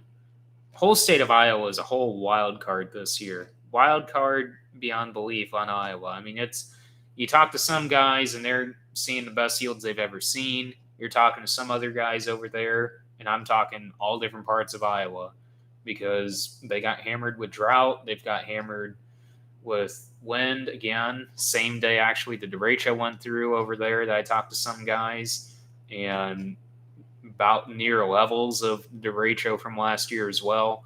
And they had hail, something fierce. And you talk to some of those Southwest Minnesota guys, and then you get into the Dakotas there, especially in South Dakota, where they got that Red River Valley through there, which they can hammer out some pretty good corn yields through there. You get in that area, and yields, like I said, they're all over the place talking to guys. And I don't know. I don't know where the USDA is going to come in on corn yields. I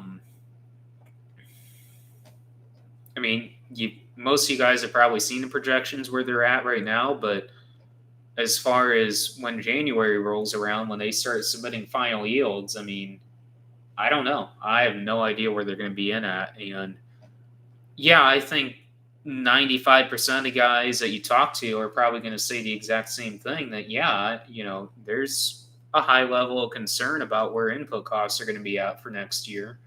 And we don't slack on fertility whatsoever. I mean, you get lime, there's a lot of guys that will axe lime out of the equation, dry fertilizer. No, I mean, every single year, I mean, I'm not saying we up our lime rate every year or, our dry fertilizer, because our dry fertilizer pretty much stays constant.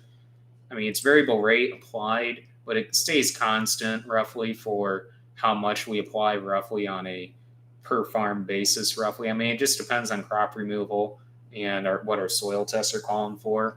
So basically on how we do soil tests, we cycle half our acres every year. So every year, half our acres get pulled.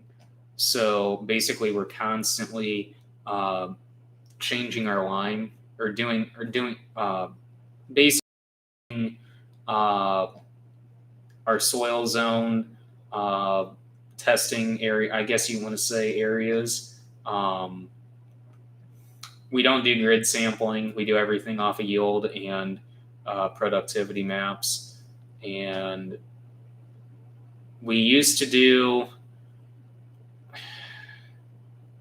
I guess you want to say, on about 2 acre grids. It was all right, but what we're doing now and what we've been doing for the past 10 to 12 years has been it has been extremely profitable for us. So, but as far as fertility costs and input costs, chemical, it's insane right now. And the problem is it's a big cluster, because the problem is coming out of and I can't really say that. I can't say it because YouTube will flag this video, but, coming out of what we've had these past couple of years and are still somewhat facing right now, well, shouldn't even say somewhat, we're still dealing with it, and then on top of that, you get the market where we're at right now as well. It's just a perfect storm on input costs, honestly. It's something we probably will never, that we probably will not see again, hopefully.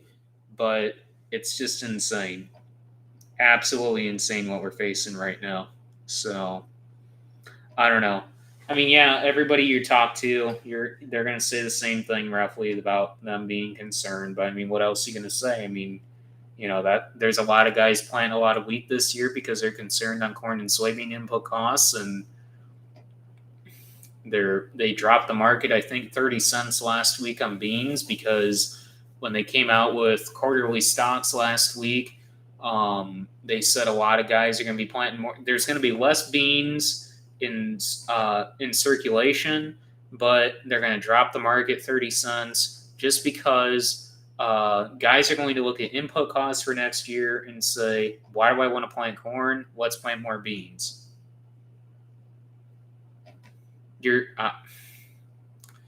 Nobody, I mean, honestly, I don't know. It's insane. Absolutely insane. You can look at that two different ways and say, yeah, that's going to happen. And then you could say, no, that could potentially not happen. Corn acres could stay steady. You don't know. You absolutely don't know. You're just basing it all off of a hunch, based all off of futures.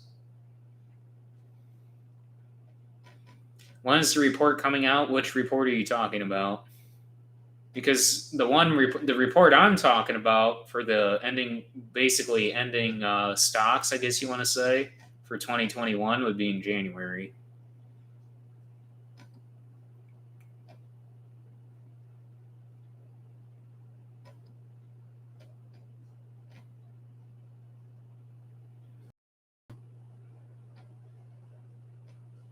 Bushels as in, like, what report? I mean, I'm not sure. Oh, the yield report? I mean, yeah, it'd be in January. Like, what final? Finally, the chair finally popped. I was wanting it to, like, pop so I could rock, but the yield report comes out in January, so unless they decide to release it early, like they did on what report did they release early? It wasn't.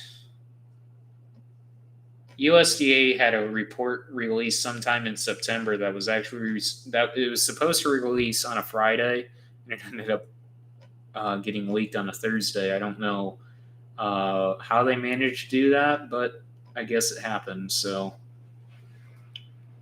Woodburn, Indiana, never even heard of it. So, I honestly don't know. Woodburn, if my phone. All right. Cooperate. Woodburn.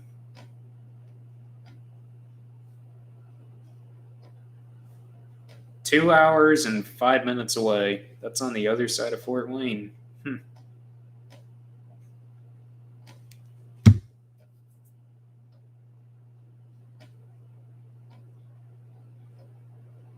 They might tweak them. They might. But I mean, typically, once they're submitted in September, typically that's what carries the market projection till January, really. I mean, there could be a whole bunch of speculation between September and January on where yields come in, but you won't know till January, really.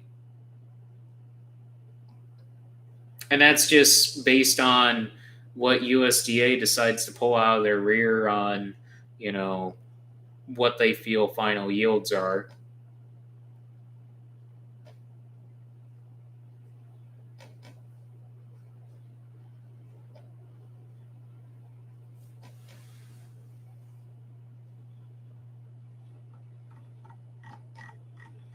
And I'm not going to dive into input costs or what we're planning on doing for 2022 or what we're buying or how much we're spending or what this costs or what this cost. You'll hear me talk about that on the Logan Ag stuff, but I'm not going to tell you what we pay for Abundant Edge. I'm not going to tell you what we pay for DAP next year.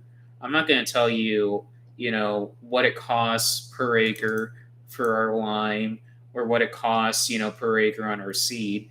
That's all to me private information, especially when, you get situations when neighbors are watching in this area something fierce. Ground competition in this area is absolutely insane. And it goes to show what happened to us this year. I'm not going to elaborate on what happened to us this year. It's been absolutely terrible what happened to us this year. And some of which I actually sold to the neighbor what happened with us, and I'm not going to be dealing with that one neighbor after what happened this year with Logan Ag. It wasn't at all directly related to Logan Ag stuff. It just what happened to us through us from that. So I won't be dealing with that anymore. But it's just, like I said, 2021's been all over the board. But again, I'm not going to be like some certain people online here that seem to boast about spending $1 million or uh, this and that. That's not right in my opinion, but I don't do it to draw. I mean, I could sit and say when we bought the sprayer and boast how much we bought that, what we paid for that, and that, I don't feel that's right. That's not right at all, in my opinion. So, and do it just for views? Are you kidding me? So, I'm not saying anything. I mean, that's there's certain things I don't want to talk about on YouTube and or actually draw on YouTube. So I don't know. Well, again, I'm not going to let it elaborate. So we didn't directly lose ground. It kind of was an indirect situation what happened to us. So it's not like from going from 2021 to 2022, we lost acres. No, we still will have the same amount of acres that we are farming in 2021 that we will be farming in 2022. All the same fields, all the same acres. So nothing happened on our constant acres that we have now, but it was an opportunity that was led to believe that we were led to believe on the past 3.5, about 3 years, 2.5 to 3 years, that I guess never happened. So I mean, it's fortunate for us that nothing happened to any of our acres that we farm now. We did, again, like I said earlier in the stream, we did pick up some ground, so that's awesome. And I'm really excited about that. And I guess there's potential for 2023 as well, which is really awesome. So, all good things there. So, but I guess make do with what you have. Be happy, be fortunate, chin up. So, but it's just a really, like I said earlier, it was a really, really crappy situation. What happened? So,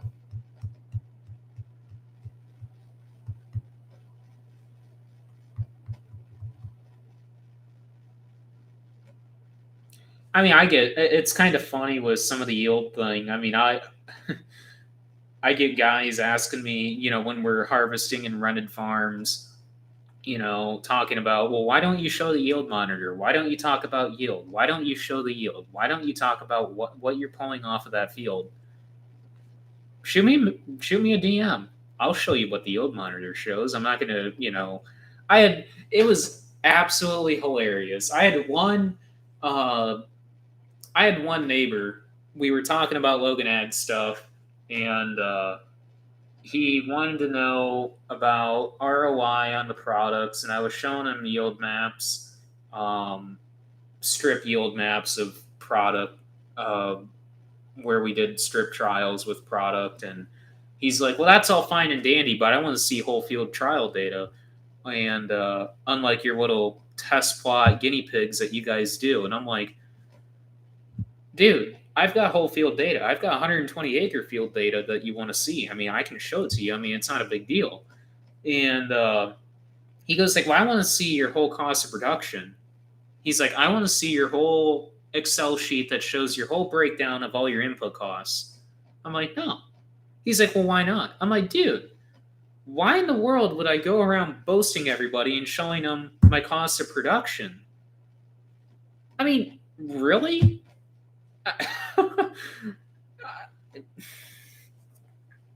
Boggles my mind. I mean, I guess I didn't know I was supposed to just go around and say, hey, by the way, the XYZ neighbors say, hey, by the way, this is my cost of production. You want to come rent my ground, by the way? That's not right. I mean, maybe it's different for some guys, but I guess I don't know.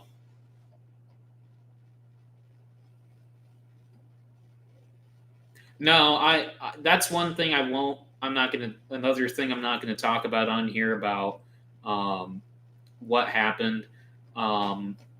again, like I said, there could be potentially, I don't know, it doesn't tell me, oh, uh, so and so is on here. It just goes by whatever your YouTube handle is on here. So for all I know, there could be like half a dozen of the neighbors in this community on this stream right now, and I wouldn't have any idea unless just so happened that I'm just using one username for example on here, Michael Thompson. If there was a Michael Thompson in this area that happened to live here and we knew and this and that, which there very well could be in this area, but we don't know of a Michael Thompson in this area. But Michael Thompson on here could be from who knows where. But if there was a Michael Thompson that we knew in this area, I wouldn't have any idea because it wouldn't even tell me where this Michael Thompson is even from, unless I flat out asked him. But who knows, that same person, saying, let's just use the example of Wisconsin. He lives up in Wisconsin, even though he could be right down the road. If there was such a thing that a Michael Thompson lived right down the road, he could type on here and say whatever he wants, and it's not going to tell me where the guy's from. So again, that's another thing I'm not going to elaborate on. I mean, there's no, so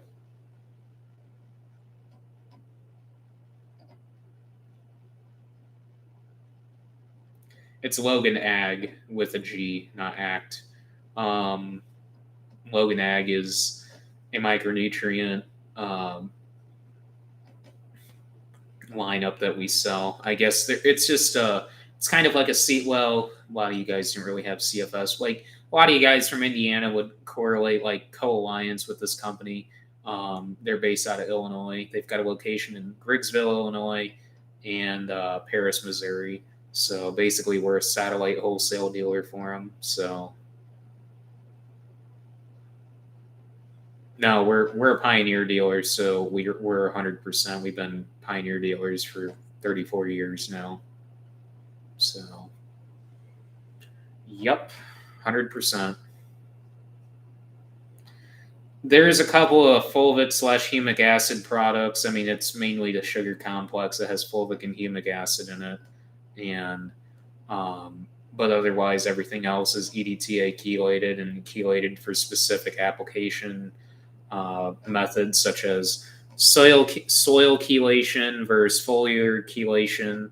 So we're not just your generic we're not just your generic micronutrient. Basically most companies out there just kind of do a balance of the two chelations just to kind of make it a little bit easier for them on economics. But for us, when you look at the prices that we sell these products at, you guys would probably be amazed about how much this stuff costs, because I've gotten, I don't know, probably about 15 neighbors ask me, every time I go by with the sprayer, they're like, isn't, that there he goes with another $20 application there. And it's just like, no, that's not even close to $20. It's maybe like $8, if even that. And it's like, that's what it costs, $8 an acre. Or, this, and this is $11.74 an acre. It's all broke out right here on an Excel sheet. And so far, everything what we're seeing is paying very, very well. So, and I've heard a lot of good deal data from a lot of other neighbors that bought product this year that are like, when does 2022 pricing open up? Because I want to buy more. And it's like, that's good to hear. Northwest part of Indiana, Hanna, Indiana, Wanata, Indiana area, Valparaiso, Indiana. A lot of you guys might perk up when you hear Valpo. But yeah. Do you watch Corn Warriors? A little bit, kind of off and on. Not too big of a fan on Corn Warriors. I mean, Corn Warriors was cool back when David Hula and Randy Dowdy were on there. I'm not saying like Dan Lupkus and Kevin Kalb aren't cool to watch, or Brandon Cardinal, or all those other guys. I mean, it's really cool to watch, but I just wish the storyline was a little bit better, in my opinion. Like, basically, it just, there's just too much B-roll footage, in my opinion. I'm not saying that Dan's not the man. I mean, dude, Dan's awesome. I love watching all those guys on there. But I'm just saying the storyline, um, the way they present the show, it's hard to follow as far as what it used to be when Genesis Ag used to sponsor the show. So that's just my opinion. I mean, it should be, in my opinion, it should be a little bit directed a little bit better as far as um, planting season. Yes, they show that, but the problem is it's just a lot of B-roll footage, and then they just kind of have uh, voiceover. That's about it. They don't really say too much of what's going on. Really, it's just them talking about their current situation, and that's about it. And then just them flying a drone over a planter, and it's just like some of it you don't even you notice, and you're just like, okay, that's not even his piece of equipment, even. So, but besides the point, I'm not going to talk crap about Corn Warriors. I mean, it's a really awesome show and really cool to watch. So, any two-trip fungicide on your fields? Also, why not a Haggy? Haggy, just because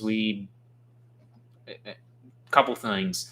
Rear boom, in my opinion, is a lot better than front boom, just for not driving through all the product all the time. Two, a lot of issues I've heard with Haggies compared to the Deers. Yeah, it can go two different ways depending on how you're looking at it, but in my opinion, dealer support's a little bit better on Deer sprayers versus Haggy sprayers. Just my opinion, and what I've heard from our salesman as well. So we didn't buy this from our John Deere dealer either. This sprayer came from Nebraska. So two-trip fungicide, all of our irrigated corn, except for a couple test strips or check strips, saw two-pass fungicide. None of our dry land this year actually got fungicide, just because we got screwed around by a custom applicator. So we didn't get our fungicide on till close to dent on corn, which is really frustrating for us. But I guess it is what it is this year. We made the best of it. So most of our beans saw two pass. All of our bean, or about 95%, also saw one pass, and then there's about 15 to 20 acres that saw nothing. So that'll be a nice check strip. Never enough, Jaden. Well, there is a point, but there's enough. So always looking for more, but I'm not wanting to farm the whole county or the whole world, unlike a couple other neighbors. So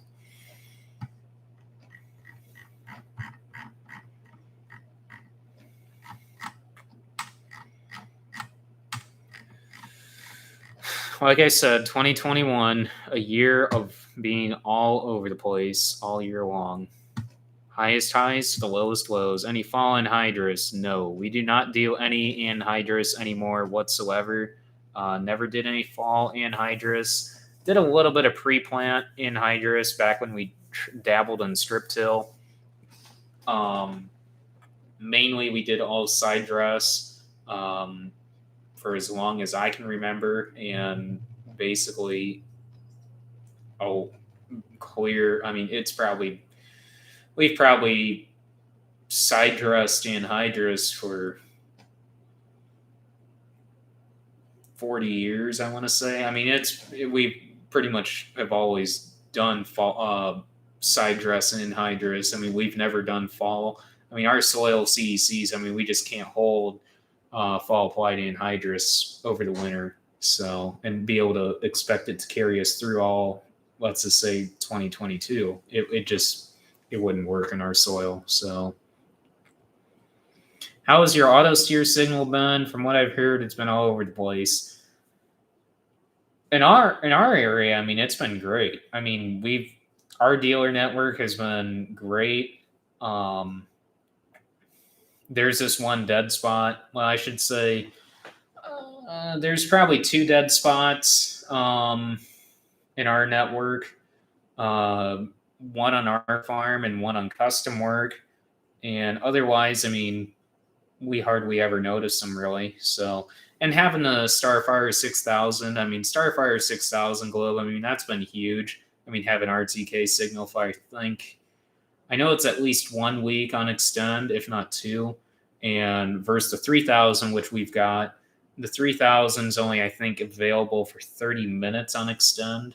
So, but our signal's been great. I mean, I haven't noticed anything wrong whatsoever. So,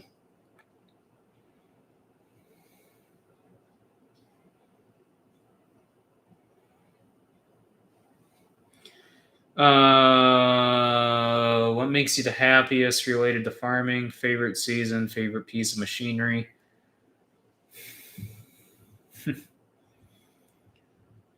Honestly, after running the sprayer this year, it's just really nice. I mean, grain carting, I mean, is great, but the way I see grain carting, I mean, grain carting is essentially one of the hearts of harvest. Essentially, I mean, for what we do, I mean, with grain carting, I mean, if the grain cart goes down, I mean, everything just kind of creeps to a halt, and the combine, everything slows down with the combine, the trucks, the dryer. I mean, it just, if you can keep the grain cart rolling and just coordinate with the trucks, coordinate with the combine, I mean, I used to love, I mean, I still do love running the grain cart. I mean, it's just awesome because you're able to coordinate with everybody, dictate on the trucks, dictate on this, dictate on that. It's just fun. I mean, granted, you're just following the combine around all day, but it's just fun. But since I ran the sprayer all year this year, I was the only one. Dad never even set foot in the sprayer except one time on one field, just riding with me in season on some beans. But all year long, just running the sprayer has just been, granted on the grain cart, I'll settle in, and after, radio chatter kind of dials down a little bit and you just get in the zone.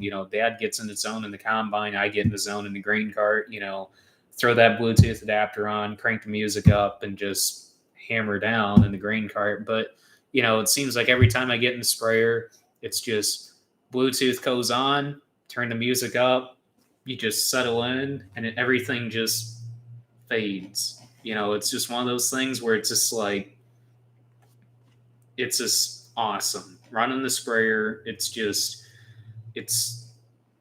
kind of weird, but it's just soothing. It's nice. It's peaceful. Once you get everything dialed in after that first pass or perimeter or however you do it, but I'll perimeter the whole field, and once you're just section by section going back and forth 120 foot at a time, just cruising along, it's just like I said, everything just fades. You got the music turned up, everything, there's no issues, smooth sailing. Like I said, fades. So, and vertical tilling is just right there behind it. I mean, vertical tilling, anything really going on out in the field. I mean, it just, once you get in the zone, everything just fades. Side dressing is fun. Side dressing is really fun. Being able to see it, it's the same thing with spraying. So, vertical tilling, vertical tilling's fun right up, it's depending on what, if you're vertical tilling bean stubble, it's just really satisfying. Corn, you're just kind of like, you're just knocking the stalks over and chopping residue up some. But in beans, it's satisfying to watch. But like I said, spraying, it's just, that's my thing now. It's just fades. But yeah, that's exactly right. I mean, when things are going great, it's just a great feeling. I mean, it's great. What kind of music? I mean, you would be surprised. From 80s rock to current rap, it's all over the board. Whatever, I don't have Spotify, I don't have Apple Music, I do have iTunes, and I just buy music off of iTunes. I'm still old fashioned, I guess you want to say, on that. and buy everything off of iTunes, put it all on my phone. I transfer it over to my computer as well. Well, I buy it on my computer and I just put it in a music file on my computer. So I can literally just pull up what's this? I think it's this Windows Music or whatever, Groove Music. I guess Windows Music is now called Groove Music, but I just turn on Groove Music when I'm on my computer doing stuff and pull off of, I don't know how many music files I have on my uh, music folder here from iTunes, but I don't know, it's like almost 13 gigs of music, which is about the same on my phone. So, but the cool thing is I mean, whenever I pull, I've got it all on a micro SD card. So whenever I switch phones, I just pull that micro SD card out, throw it in my new Samsung, and not even have to worry about transferring music. Now, granted, if you have an Apple, I mean, back in the day on Apple, it wasn't that simple. For transferring music, you had to physically, back that all up, make sure all your music was right, transfer it over. It was a process back in the day on Apple. Now with Apple, I mean, it's really simple. But I switched to Samsung back when I got a 6S. After my 6S with Apple, it was kind of a crossroads with me because 7S I didn't really see any advantage with. So I ended up going to Samsung at that point. I started out with an S8, then I went to an S10, and now I'm at an S20. All of them were Plus models. I love the larger phones, really nice. If you guys want to see my lock screen. So, yeah, I absolutely love the Galaxy. Way better camera every single time, hands down. I don't care. It's a lot better of a phone. So...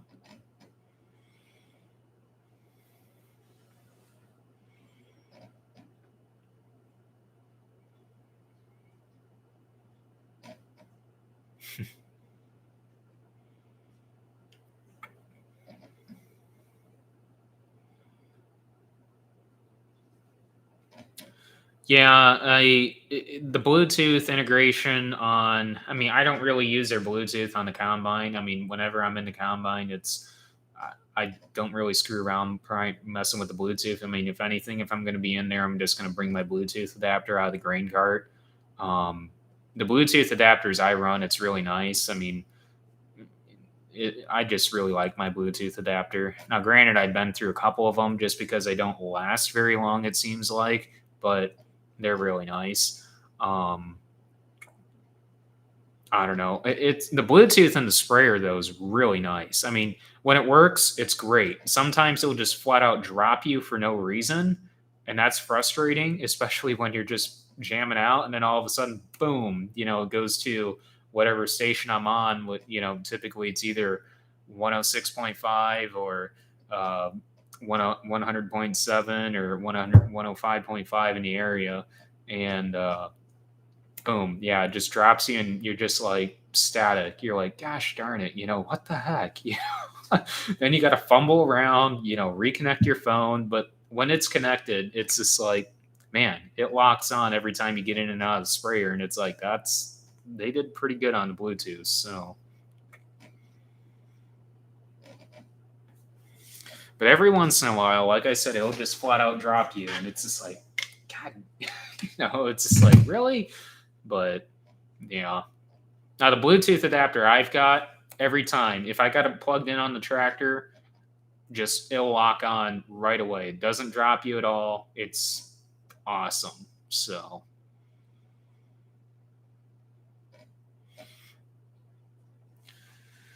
well, I guess I'll go ahead and kind of wind this stream down.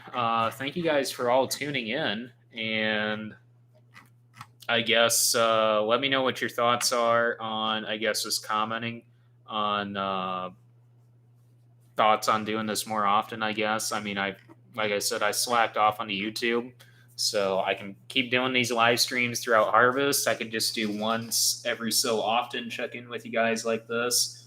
Videos are going to pick up here like crazy this week, hopefully. 2 videos, hopefully, by the end of this week minimum. Yeah. So yeah, I know, slacking, but all right. Thank you guys for watching, and I guess I'll catch you guys in the next stream. So see you guys then. Thanks.